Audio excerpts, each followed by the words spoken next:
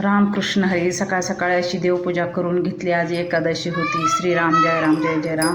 देवाची आरती केली, म्हणजे गणपतीची, विठ्ठल रुक्माईची आणि शंकराची आरत्या करून घेतल्या. आरती करून घेतल्यानंतर ताक आज एकादशी असल्यामुळं केलं होतं.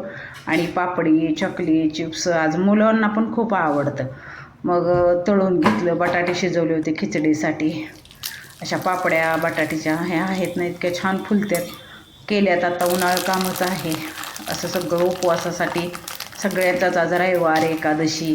अशा पापड्या ती तळून घेतले. वडे करायचे होते. मग सगळं मिक्स करून घेतले. बटाटे, कूट आणि मीठ सगळं व्यवस्थित असं करून घेतले आणि इतके छान झाले होते वडे. असे तळून घेतले. सगळ्यांचे एकादशी असल्यामुळं आज शिंगणापूरची यात्रा पण आहे, त्यामुळं सणच आहे हा मोठा. आणि देवाला नैवेद्य दही, वडे, खिचडी असं छान ताट सजवलं होतं. शेंगदाणे, आंबा देवाला नैवेद्य दाखवून घेतला. सकाळी सकाळी किती काम सकाळी घाई असतं. असं रामरायाला, सद्गुरुनाथांना नैवेद्य दाखवून घेतला. आणि देवाला पण नैवेद्य दाखवला. आधी देवाला दाखवला, मग दाखवला सद्गुरुनाथांना, रामरायांना. आणि देवाला नैवेद्य दाखवून झाल्यावर तसं ताट तुषारला दिलं. त्यानं ते फराळ केलं. आम्ही बी फराळाला बसलो. 12 वाजल्यात सकाळी सकाळी होस्तोपर्यंत. पण आज एकादशी असल्यामुळं खूप छान वाटत होतं. मग रानातलं लसूण आलता, लसूण बांधायचा होता. मग ते लसूण बांधून घेतला. इतका छान आणि मोठा मोठा आला आहे ना, जवळजवळ 9-10 पेंड्या झाला. इतका लसूण मोठा आणि देशी आहे.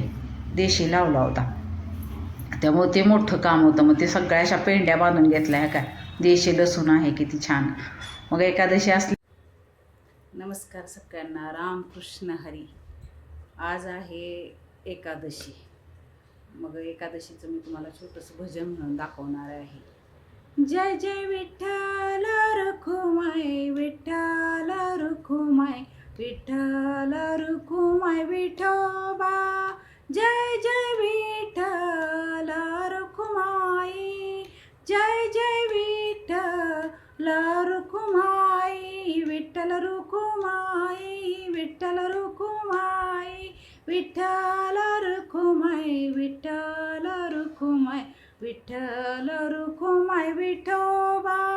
जय जय विठ्ठल रखुमाई, जय जय विठ्ठल रखुमाई, विठ्ठल रखुमाई, विठ्ठल रखुमाई. रामकृष्ण हरी. श्रीराम जय राम जय जय राम. आवडली असली तर लाईक, शेअर, सबस्क्राईब जरूर करा.